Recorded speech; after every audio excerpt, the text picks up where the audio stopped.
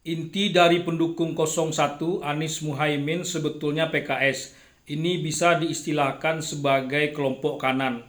Nasdem dan PKB itu sebetulnya kelompok tengah.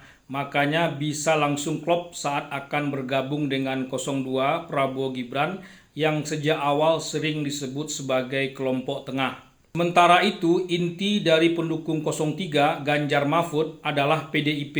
Ini bisa disebut sebagai kelompok kiri. P3 itu juga kelompok tengah, makanya banyak pemilih P3 saat Pilpres lalu memilih 02 dan bukan 03. Dan saat P3 akan mengambil langkah bergabung dengan 02 Prabowo Gibran, itu adalah langkah yang paling tepat buat P3 ke depan.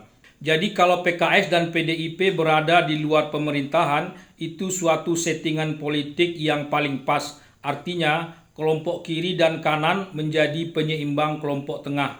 Lazimnya memang kelompok tengah itu adalah kelompok yang paling besar. Dan kalau kelompok tengah ini jadi satu parpol baru, maka itu percis kayak settingan politik era Orde Baru lalu, di mana hanya ada 3 parpol. Malah Orde Baru mengistilahkan kelompok tengah ini sebagai golongan karya dan bukan parpol. Asal terwujud secara alamiah, kesadaran bersama, dan bukan paksaan seperti pada masa Orde Baru, rasanya tak ada masalah.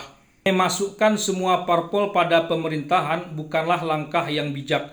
Bukan karena kelompok tengah sebagai pemenang akan kekurangan jatah menteri, tapi buat apa ada pemilu? Kenapa tak dibagi-bagi saja sejak awal? Tak ada yang menang dan tak ada yang kalah.